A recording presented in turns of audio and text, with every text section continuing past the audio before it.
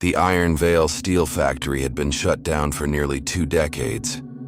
Once the heartbeat of the small Pennsylvania town, it had fallen silent after a catastrophic explosion in 2003, one that killed 17 workers and left the plant sealed under government order. But silence never really took hold there.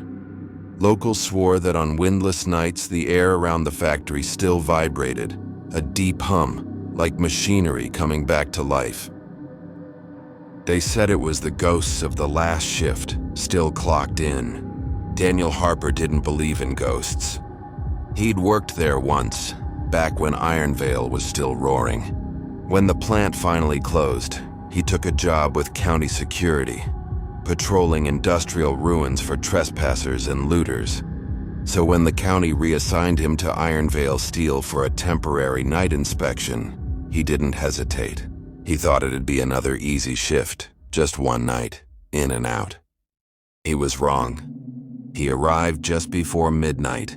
The road to the plant was overgrown and half sunk in mud, and the main gate hung open like a broken jaw. His headlights swept over the front sign, the letters Ironvale Steelworks barely readable under rust and grime. Daniel stepped out, flashlight in one hand, thermos in the other. The air smelled of iron and dust. He keyed the mic on his vest. Unit 9 to base, I'm on site at Ironvale, beginning perimeter check. Copy, Unit 9. Be advised, no power grid online at that location. Watch your footing. He chuckled softly. Copy that, not my first ghost town. The factory loomed ahead like a carcass, endless steel frames and broken windows stretching into darkness. Inside, his footsteps echoed across the concrete floor. Every sound bounced back bigger than it should have, like the building itself was breathing. He swept the flashlight across the walls. Rusted pipes, fallen beams, a long line of broken clocks, all frozen at 11:42 p.m., the exact time of the explosion. His radio crackled again. Unit 9 status check. He lifted it. All quiet here, just... Then he heard it. A sound. Clang. A metallic slam somewhere deep inside the structure. Daniel froze. He scanned the dark hall, flashlight beam shaking slightly. There it was again. Clang, clang, clang. Rhythmic, mechanical, like a press machine still running. He muttered under his breath, probably wind. But there was no wind. The air was perfectly still. He followed the sound through a corridor lined with corroded machinery. The floor was slick with oil even after all these years. At the end of the hallway, a large red door marked Forge Room stood half open. The sound was coming from there. He pushed the door slowly. It groaned on its hinges. Inside, the massive forge loomed in the dark, a towering monster of metal and silence. Every inch of it was covered in soot and spider webs, and yet the conveyor belt was moving. Just an inch at a time, creaking forward, then stopping, then moving again. No power, no electricity. Daniel stepped closer, his boots crunching on shards of glass. He knelt, pressed his hand to the belt. Cold. But the mechanism beneath it vibrated faintly. Then the lights flickered on. Every bulb in the forge glowed for a split second, enough to blind him. Then they went out again, plunging the room into darkness. In the afterimage, he thought he saw shapes, people moving, silhouettes working the line. He stumbled back, flashlight beam darting wildly. The belt stopped moving. The room was silent again. He swallowed hard. Must be old wiring, he said aloud. Residual charge, that's all. But his voice didn't sound right.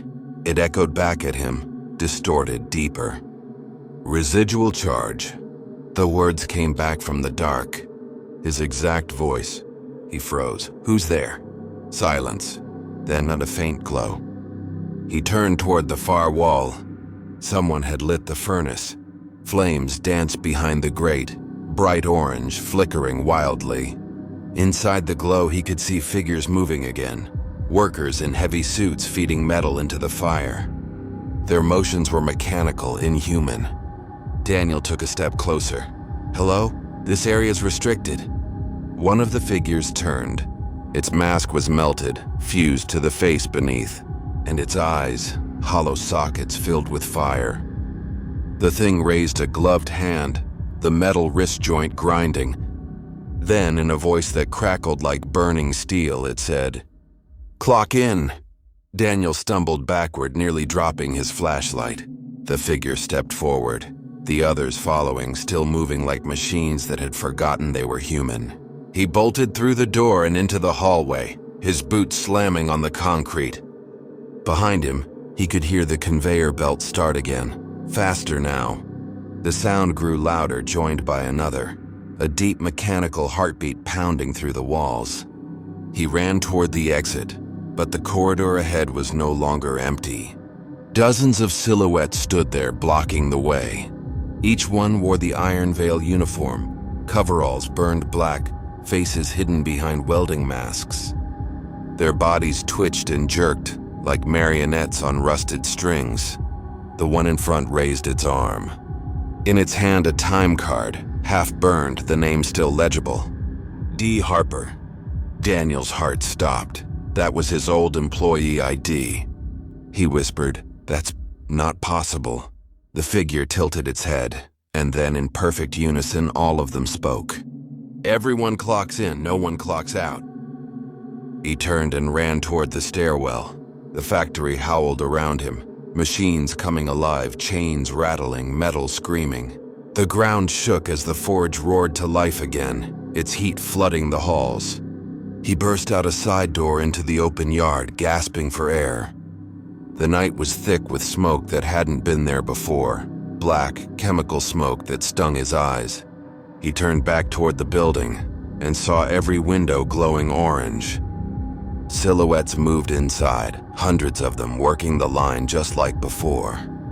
And over the sound of grinding steel came a voice, his supervisor's voice long dead. "Harper, you're late for your shift." He sprinted toward the gate, choking on smoke. The fog seemed to close around him, the entire plant vibrating now like a living thing. He reached the fence and froze.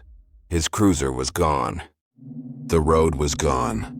The entire world beyond the gate had vanished, replaced by darkness and the faint red glow of molten metal spreading beneath the ground.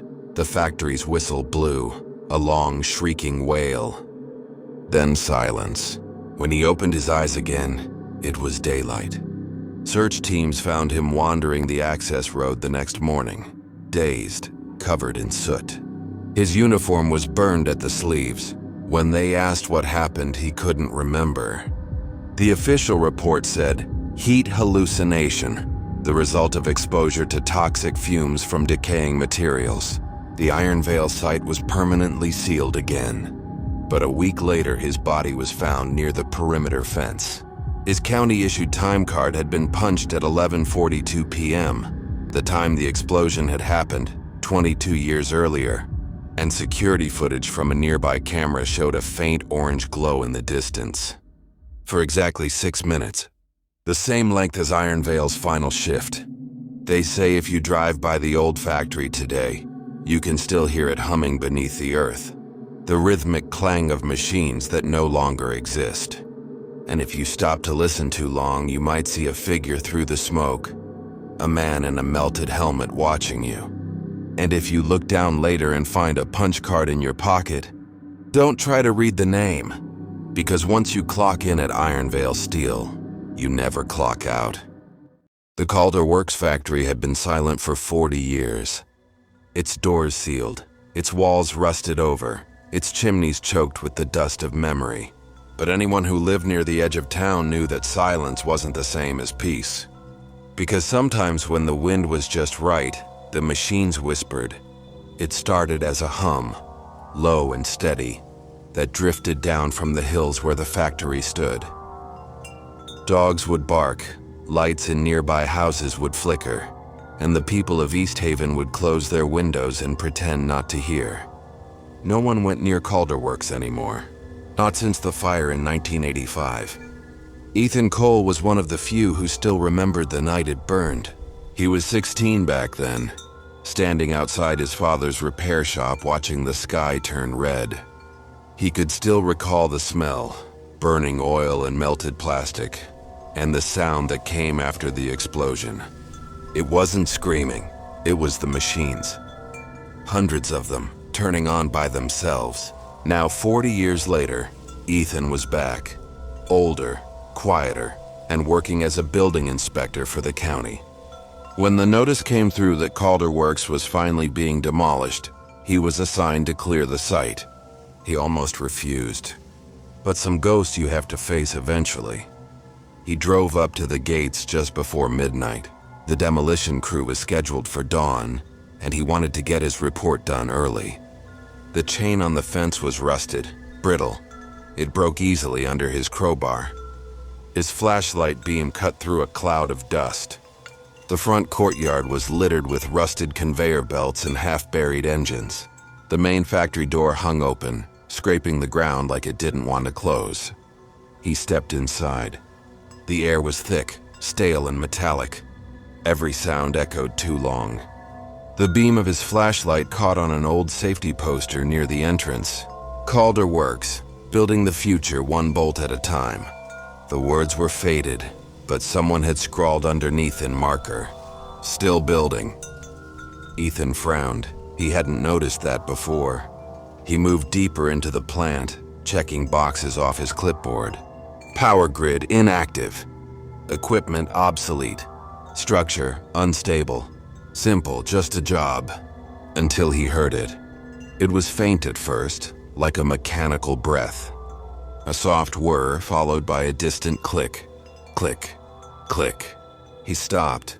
Probably wind, he muttered. But then it came again, this time closer and slower. Click, click, click. Like gears turning under strain. He followed the sound toward the assembly floor. Hundreds of old machines stood there. Presses, lathes, hydraulic arms, all coated in dust, frozen mid-motion. And in the middle of the room, one machine was still moving. Its metal arm twitched, grinding against the belt. Ethan walked toward it cautiously. There was no power, no cables connected, just the bare metal frame. He touched the side, it was warm. He crouched down, following the vibration to a panel near the base. Someone had etched words into the metal, long, jagged lines like fingernail scratches. It read, "We hear them." He stepped back, heart pounding. The machine groaned, then stopped moving. For a moment, the air was completely still. Then, a whisper. He turned sharply. It was faint, like a breath right beside his ear. "You came back." He spun around, flashlight darting across the machines. "Nothing. You shouldn't have." The voice again, calm, metallic, as though it came from inside the machines themselves. He grabbed his radio. "Base, this is Cole. I'm inside Calder Works. Do you copy?" "Cole, you're breaking up. You're not supposed to be there alone, Ethan." The signal dissolved into static. He turned to leave, but something caught his eye. Near the far wall, a red warning light blinked once, then again. That light had no power source, and then all around him, machines began to stir. Slowly, like waking animals. Gears turning, belts tightening, oil dripping from cracks that hadn't moved in decades. The sound grew, a chorus of creaks and groans, mechanical voices rising in unison. Ethan backed away, shouting, "Who's here? Show yourself!" The machine stopped, then whispered back, "You were." The floor trembled. The air turned hot, too hot, like the fire had never gone out. Through the haze of dust, he saw something moving between the machines. A figure, human-shaped, face covered in soot and ash. "Hello?" The figure turned. Its eyes glowed faint red, not from reflection but from inside. Its mouth opened, and the sound that came out wasn't speech. It was a grinding metallic screech. Ethan stumbled back, hitting the nearest machine, and it responded. Its gears shifted on their own, like something inside was waking up. The whispering started again, all around him, overlapping voices spilling from every machine in the room. We remember the fire. We remember the smoke. We remember you. He fell to his knees, covering his ears, the whispers rising into a roar. The lights above flickered to life, one by one, until the entire floor was glowing orange-red. He looked up and froze. Every machine was on. And standing at the center of the floor, surrounded by sparks and flames, were workers. Not alive. Not dead. Their skin was steel. Their eyes burned like furnaces. And they moved in perfect rhythm, hammering at invisible metal, their tools striking in time with the whispers. Ethan shouted, "Stop! You're gone! You died here!" One of them turned, its jaw creaking open. So did you. He staggered backward toward the exit, tripping over a steel pipe. The walls groaned and began to shift, the ceiling dripping molten dust. Every step he took echoed with metallic resonance. As he reached the door, his radio came alive again. "Ethan, where are you? We lost your signal. The demolition crew's waiting. You need to..." A crash cut the message short. Behind him, the machines were folding inward, collapsing into each other like they were devouring the building from the inside out. He sprinted out into the yard, gasping for breath. When he looked back, the lights inside flickered, then went black. And then from the open doorway came a whisper carried by the wind. "You never left." By morning, the demolition team found his truck still running outside the gate. His clipboard and flashlight were on the seat, but Ethan Cole was gone. They found only one thing on the factory floor, a patch of fresh oil on the ground, shaped exactly like a human shadow. A week later, the demolition was called off. The machines had somehow reactivated their internal power circuits. A physical impossibility, the engineers said. Every night since, the town of East Haven hears that low hum again. The same one from decades ago. The sound of Calder works, still building, still whispering, still remembering the fire. And if you stand too close to the fence after midnight, you can sometimes hear them call your name. It started with the lights. Every night just after 2 a.m., people driving through Rutherford Valley would see the glow on the hill. Faint at first, then brightening until the old power meters on the grid started flickering. That was strange, because the Delmont textile factory had been shut down since 1997. The power company had disconnected it. The last recorded usage exactly 0 kilowatt hours for over 2 decades. And yet somehow the lights still came on. Lauren Bishop, an electrical engineer working for the county, didn't believe in ghost stories. She believed in bad wiring, faulty transformers, and data errors. When the complaints started piling up from local residents about phantom surges, she volunteered to investigate. It wasn't supposed to be her job, but curiosity can be a dangerous thing. She arrived at the Delmont site at 10:45 p.m. The sky was a sheet of gray, the moon hidden behind clouds. Her headlights swept over a sign barely hanging on its hinges. Delmont Textiles, lighting the future. She parked her truck near the loading dock. The factory stood silent, rows of windows like dead eyes, roof partially collapsed. Still, she could see it, faint white light glowing from the upper floors. She checked her tablet. No power readings, no signal. Just an empty data field where the factory's line used to be. "Impossible," she whispered. She forced open the side door and stepped inside. The smell hit her first. Mildew, grease, and something faintly sweet like burned plastic. Her flashlight beam swept across rows of broken looms and sewing machines, their belts drooping like cobwebs. Everything was dead, and yet the faint hum under her boots said otherwise. The deeper she went, the louder it got. A low rhythmic vibration that pulsed through the metal floors like a heartbeat. When she reached the main corridor, the overhead lights flickered on, one by one. Lauren froze. The fixtures were ancient and they shouldn't have worked. No generator, no grid feed. She took a shaky breath. Okay. Maybe local capacitance. Old batteries holding charge.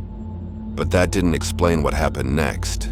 From the far end of the hallway, a loom began to turn. Its wheels spun slowly, its motor whispering as threads that didn't exist stretched across the frame. The whole room filled with the soft rhythm of weaving, like hands moving fast, invisible, creating fabric that wasn't there. Lauren stepped closer, mesmerized. How the hell? The machine suddenly stopped. The silence that followed was absolute. Then faintly a woman's voice. "We kept the lights on." Lauren's stomach dropped. She spun, flashlight cutting across the corridor, empty. She was alone. The voice came again, closer this time, just above a whisper. "We kept them on until the last shift ended." Her pulse raced. "Who's there?" From the doorway ahead, a faint figure stepped into view. A woman wearing an old factory uniform, gray, frayed, eyes hollow. Her skin shimmered faintly as if lit from within. "You shouldn't be here." Lauren took a step back, hand trembling on her radio. "I'm from the county. I'm just here to... They won't let you leave." The lights flickered. Once, twice, then all at once the entire factory came alive. Machines roared to life across the floor. Belts turned, gears spun, lights flashed in a perfect sequence. The sound was deafening, hundreds of engines running in perfect rhythm. Lauren screamed over the noise. "There's no power source." But the machines didn't care. They ran like they had for decades, each one perfectly synchronized to the next, an orchestra of metal in motion. She backed up toward the exit, and that's when she saw them. Workers, dozens of them appearing out of the flickering light. Men and women in uniforms, faces blank, eyes glowing faint white. Their motions were repetitive, endless, mechanical, as if the factory still owned them. She ran for the main doors, but they slammed shut on their own. The hum grew louder, vibrating the walls. The floor lights beneath her began to pulse, forming faint lines. A circuit, and she was standing right in the center of it. Every bulb in the factory flared white hot. Power must flow. The voice was everywhere now. Not one, but many, overlapping whispers that rose and fell like wind. "Keep the looms running. Keep the current steady. Don't let it go dark." Lauren screamed, covering her ears. "Stop!" But the lights only burned brighter. When she opened her eyes again, the machines had stopped. The room was quiet, but the light hadn't gone out. It now came from her. Her reflection in a cracked window showed her face bathed in faint luminescence, veins glowing under her skin like electrical wires. She dropped her flashlight. The beam dimmed instantly as though the power had been drained into her. She stumbled backward, breath shaking. No, this isn't real." But as she backed into the next room, she saw them. Dozens of workers glowing faintly, watching her. And among them, a man at the far end, holding a clipboard, smiling. "New hire," he said softly. "Welcome to Delmont Textiles." The next morning, the power company recorded an unexplained surge. Exactly 2:07 a.m., lasting 7 minutes. When the maintenance team arrived, they found Lauren's truck still parked outside the factory gates. Engine off. Doors locked. The key inside melted slightly at the teeth. There was no sign of her anywhere. But her ID badge was found fused into the metal floor of the loom room, glowing faintly, as if someone had pressed it there with immense heat. And the lights above her section of the factory, they stayed on for 3 more nights. They say if you drive past Delmont after midnight, you'll see it glowing on the hill. The lights flicker in rhythm, like something alive, something that breathes in electricity. And sometimes, if you listen carefully, you can hear the faint hum of machines weaving in the dark. People who stop claim they see someone through the window. A woman standing beside the looms, face illuminated by a white glow, her hands still moving back and forth. No one knows how the factory keeps its lights on. But those who go looking for the power source never come back. And every few months, a new bulb turns on in the window, as if another worker has joined the night shift. Ravenshade Mill sat at the edge of a river that no longer flowed. Once a roaring textile plant, it had powered half the county, its massive turbines turning day and night, water screaming through iron gates. But after the flood of '74, the river dried up and the mill went silent. People said it never really stopped working, though. They said if you went near it after midnight, you could still hear the turbines turning, even though the river's been dry for 50 years. Marcus Doyle didn't believe in that kind of talk. He'd been a contractor for 20 years, fixing, surveying, tearing down what everyone else forgot. So when the county hired him to inspect Ravenshade before demolition, he didn't think twice. They gave him one night to document the structural hazards. One night in a building that no one had entered since 1983. He arrived just before dusk. The mill rose out of the dead riverbed like a skeleton of brick and steel. Windows shattered, walls blackened by time, and the massive turbine wheels frozen mid-turn. He parked his truck near the loading ramp and grabbed his gear, flashlight, camera, and an old analog recorder. The air smelled like rust and rain. His boots echoed as he walked inside. The main floor was vast, a sea of looms, conveyor belts, and dust an inch thick. He hit record on the device clipped to his vest. Ravenshade Mill inspection and starting at 8:02 p.m. main floor stable. Minimal structural sag, no wildlife. He swept his flashlight over the far wall. Deep water stains climbed halfway up, marking where the flood once reached. There were faint handprints in the dust, small ones, too recent. He frowned. Probably kids, he muttered. Then he heard it, a low rhythmic thumping, like something heavy turning in the dark. He followed the sound toward the old turbine pit. The walkway creaked under his weight.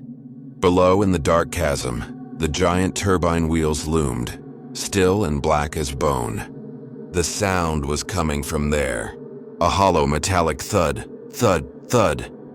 He leaned over the railing, flashlight cutting through the darkness. Something gleamed below, wet metal still moving. It looked like one of the smaller turbines was spinning, but that was impossible. The river had been dry for decades. He climbed down the rusted service ladder, each step groaning under his weight. The smell got worse, oil and something rotten like wet earth and decay. At the bottom, the floor was slick. He stepped closer to the turbine, shining his light across its blades. They were moving slowly, steadily, turning without water, without power. He pressed his hand against the casing. It was warm. He lifted his recorder. Note, turbine 1 appears active. Possible underground current or residual pressure from trapped water source. Then, faintly, he heard something else. Not machinery this time. Voices. It sounded like a crowd whispering beneath the noise. Faint, layered voices rising and falling with the rhythm of the turbine. He leaned closer. Help us. Still working. It never stopped. He staggered back, hitting the wall. Who's down here? No answer. Only the turbine kept turning. Then slowly the voices stopped, replaced by a single low echo that seemed to come from inside the metal itself. Clock in, Marcus. He froze. What did you say? The turbine shuddered violently, and the lights flickered overhead. Water burst from the seams of the walls, cold black water that shouldn't exist. It poured across the floor, rising fast. The turbines began to spin faster, the air filling with the sound of grinding metal. Marcus fought to climb the ladder, but something caught his boot, a hand. He looked down, a gray, bloated hand gripping his ankle, pulling him back toward the pit. He screamed, kicking free, scrambling up the ladder. At the top, he collapsed onto the walkway, coughing, drenched in filthy water. He looked down, but the pit was dry again. No water. No movement. Just dust. He tried to radio in, but the signal was static. Then, faintly, through the crackling noise, a voice came through. "Marcus, it's Dylan from the office. We just got power readings from the mill. Are you running anything?" He stared at his radio. "No, the place is dead. There's no grid connection." "Then why's the system showing load draw? 40 amps and climbing." He didn't respond. The lights above him flickered again, brighter this time. A faint hum filled the air, vibrating the metal under his boots. The turbines were turning again, and now he could see figures behind them. They emerged from the shadows, soaked, pale figures in factory uniforms. Their skin glistened like it was still wet, their eyes hollow and black. Each one carried a piece of machinery, setting it down in rhythm. He recognized one, the old foreman, Mr. Griggs. Marcus had seen his picture in the archives. Griggs looked up and locked eyes with him. Then he smiled. "Good to have you back on shift, Doyle." Marcus stumbled backward, tripping over a toolbox. The workers below began to chant in unison, a hollow rhythmic whisper that rose with the turbine speed. "Turn the wheel! Turn the wheel! Turn the wheel!" The floor shook violently. Bolts popped from the walls. The turbines screamed like beasts waking from slumber.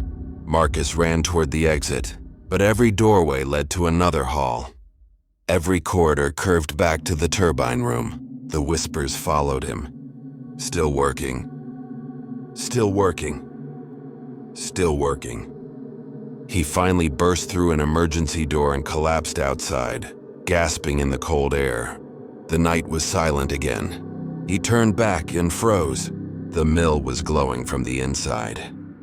Through the cracked windows, he saw silhouettes moving, hundreds of them, working the floor, carrying boxes, spinning wheels. The turbines screamed to life once more, the sound echoing across the dead valley. And then in a single blinding flash, the lights went out. The next morning, they found Marcus's truck still idling near the ramp. His gear was gone. His boots were by the door, soaked with water. The official report called it an accidental fall, but the demolition never happened. Every time workers tried to enter, their equipment failed. Flashlights flickered, engines stalled, and one by one they swore they heard whispers in the dark. Locals say if you stand near the old riverbed at night, you can hear Ravenshade Mill again. The turbines turning, the machinery groaning. And if you listen long enough, you'll hear the voices beneath it all. Not screaming, not crying, just the sound of men who never left the line. Turn the wheel. Turn the wheel. Turn the wheel. And if you hear your name whispered in between those words, don't turn around. Because once you do, you'll be part of the shift too. There are places that feel wrong the moment you walk in. Not haunted exactly, just aware. Like the walls are paying attention. That's what Unit 12 felt like. An empty storage hall in the abandoned Greystone manufacturing plant, sealed since 1999, now slated for demolition. The last structure standing from what was once a vast industrial empire. And someone or something was still inside. Frank Danner had worked security for 30 years. He'd guarded everything from scrapyards to chemical depots. When the county hired him to monitor Greystone during the final teardown, he didn't blink. It was supposed to be easy money. 1 week of night patrols, 4 buildings, 0 personnel. He'd sit in the gate booth, sip his coffee, and check cameras every hour. But the cameras in Unit 12 never stayed off for long. The first night started normal. The demolition crew had left by 6. Frank did his rounds with a flashlight, logging timestamps as he went. Everything was quiet until 2:14 a.m. That's when the motion sensor tripped inside Unit 12. He pulled up the feed. The screen flickered with static, then cleared just enough to show a long, empty corridor. Dust hung in the beam of an overhead light. Then at the far end of the hall, something moved. A shadow. Quick, low, and wrong. Frank squinted at the monitor. Probably rats. He zoomed in, but the feed went black. The next night, same time, 2:14 a.m. Same motion trigger. Same static. Except this time, when the picture cleared, the overhead light was swinging. Back and forth, slow and deliberate. And under it and something stood. A shape, human-sized, motionless. The longer he stared, the more wrong it looked. The head was tilted upward, directly facing the camera, even though there was no visible face. Just dark space. Frank froze. Then the shape lifted one arm and pointed straight at the camera. The feed cut out. He didn't tell anyone. You don't last 3 decades in security by chasing ghosts on camera feeds. But the next night, curiosity won. He decided to check Unit 12 in person. The hallway inside was colder than outside, unnaturally cold. His breath fogged the beam of his flashlight. Dust covered everything except a set of footprints leading down the center of the corridor. Bare feet, he followed them to a large storage area, room 12C. The air felt heavy, almost electric. He noticed a faint hum like an engine idling far away. Then a sound behind him. Footsteps. He spun around. Who's there? No one. But when he turned back toward the wall, there was a handprint on the dusty metal door. Fresh. He backed up, heart pounding. Then he noticed something else. The red camera light above the doorway was on. But there hadn't been power in this section for years. He keyed his radio. "Base, this is Danner. I've got an active camera on a dead circuit. You copy?" "Copy that, Danner. We're not showing any feed from Unit 12. Are you sure it's—" The radio hissed with static, then faintly. "Don't turn around." His blood ran cold. Who said that? The voice came again, clearer, but from right behind him this time. "You see it too, don't you?" He turned slowly. The flashlight beam fell across the far wall, and there it was. A man, or something wearing the shape of one. Tall, lean, dressed in a dirty gray coverall, head slightly tilted. Its eyes glowed faint white in the beam. Frank's voice cracked. "This area's restricted. You need to—" The figure stepped forward. Its movements were wrong, too smooth, like a film playing a few frames too fast. Frank raised his flashlight higher. "Stop right there." The thing didn't move.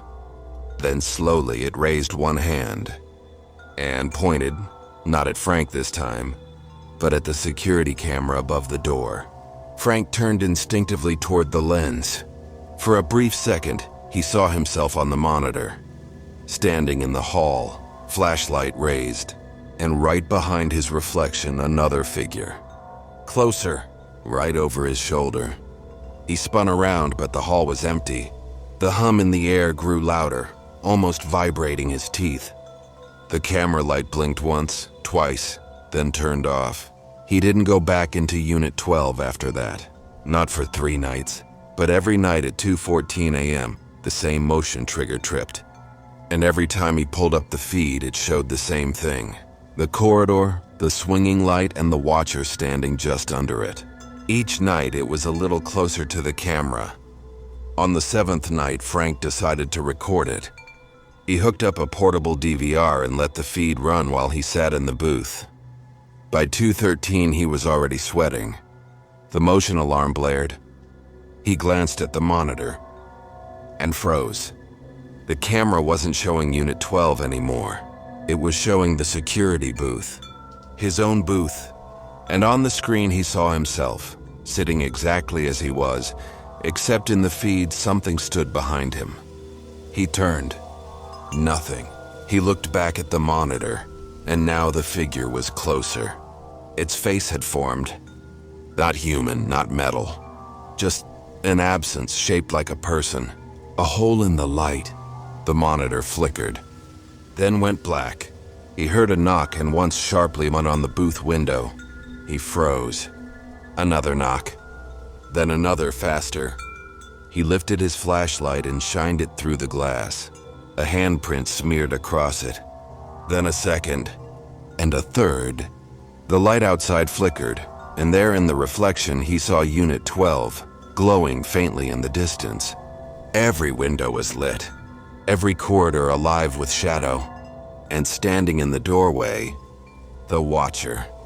The next morning, the demolition crew found the booth empty. Coffee still steaming, monitor still recording. The tape showed Frank sitting perfectly still until 2:14 a.m. Then he turned slowly toward the camera, smiled faintly, and whispered something. The audio barely caught it. "I see you." Then the feed cut out. 2 nights later, the demolition team refused to go back. Half their equipment shorted out the moment they got near Unit 12. When they finally entered, the building was empty, except for a new camera installed on the wall opposite the door.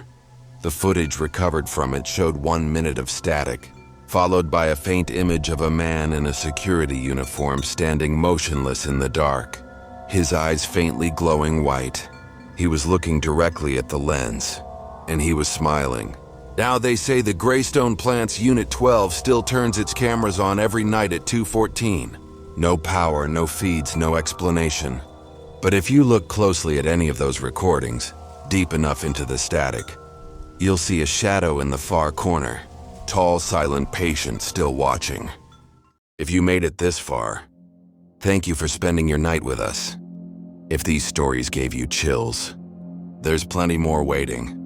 Don't forget to subscribe to Night Fear Stories for new terrifying tales every single night.